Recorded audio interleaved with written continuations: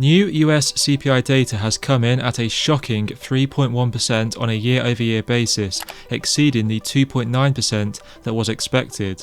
This is a major signal that inflation is far from under control and now puts major doubts over the Fed cutting rates anytime soon. And some economists now believe that this takes a March rate cut off the table, while also now making a May cut unlikely. Jerome Powell himself has also said that rate cuts won't begin until more progress has been made towards the central bank's 2% inflation target. Stubborn inflation and interest rates remaining higher for longer is bad news for the banking sector, particularly the regional banks, and is just another thing to add to the storm of other economic headwinds that the industry is facing right now.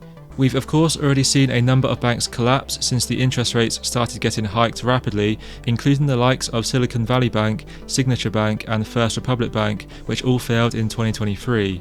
However, this next banking sector storm looks like it could be even worse than what we saw in 2023, and signs are already starting to show that we are heading towards the unthinkable.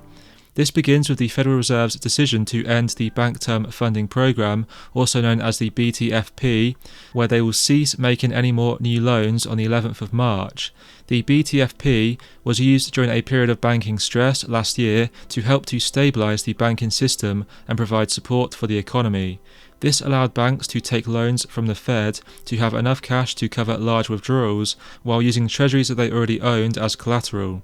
However, many banks used this for more than just emergency support, as it allowed them to take cash from the Fed to then loan out in the form of profitable loans. The Fed will also be raising the rate for any loans that are given out in these final few weeks to stop banks from arbitraging it before they terminate the program altogether. After the 11th of March, many small banks will be in a tough spot where they no longer have an emergency loan program to fall back on if things turn south. The big alarm bell from this, though, is that the usage of this funding program is the highest it has ever been at $165 billion, which is considerably higher than during the spring of 2023 when we first saw trouble in the banking sector and the collapse of several regional banks. With no more access to this cash, we are likely to see an increase in the number of banks collapsing for the rest of 2024 and beyond, with many banks continuing to suffer from large unrealised losses and low cash reserves from mass withdrawals. On top of this, regional banks are heavily exposed to the commercial real estate sector, which is absolutely crippling many banks due to how poorly this sector has performed, and this is only going to get worse and worse the longer the interest rates remain high. 14% of all commercial real estate loans and 44% of specifically office building loans are now in negative equity. Now, negative equity is when the debt owed on these loans is larger than what the property is worth, meaning that the amount of money that is owed to the lender could not be fully recovered if the property was to be sold. The amount of loans in negative equity has been rising due to how far commercial real estate prices have fallen, with the office sector down 40% and the general commercial real estate sector being down 20%. US banks currently hold over $2.9 trillion in commercial real estate debt, the majority of which is held by regional banks, and many of these loans are due to be refinanced in the coming years at much higher interest rates compared to what they were originally taken out at. Now, it's not just commercial real estate loans that are underwater either, and many other assets and loans being held by regional banks are worth less than what they were bought for, like mortgages, bonds and business loans. Unrealised losses across the banking sector are at historic highs, and these underwater loans and bonds would be forced to be sold if capital levels do get too low, which would lock in these losses as realised. When we look at the ratio of cash reserves to total assets for small banks, we can see that they are already at dangerously low levels and well below the reserve constraint level.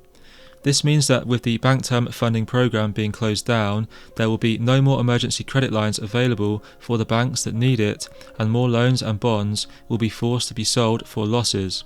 We have also seen the Fed's reverse repo facility hit new lows, and it is now below $500 billion, which means that it is on track to be completely depleted by the end of March 2024.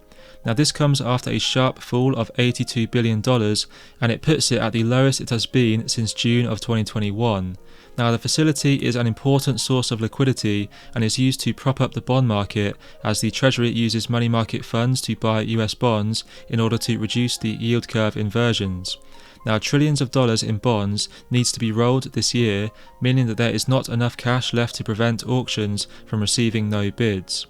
The big problem here is that bonds make up a large portion of the assets held by banks, which is of course partially why we saw the numerous bank failures last year. This was because bond yields surged last year to keep in line with where base interest rates were, crushing the underlying asset value of these bonds, inflicting massive unrealized losses for banks holding these bonds, and sparking fear amongst customers and investors.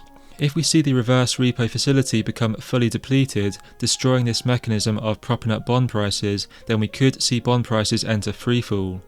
Plummeting bond values would inflict even more losses on the banks holding these bonds, and could reduce these banks to dangerously low capitalization levels, which could lead to more fear and potential bank runs.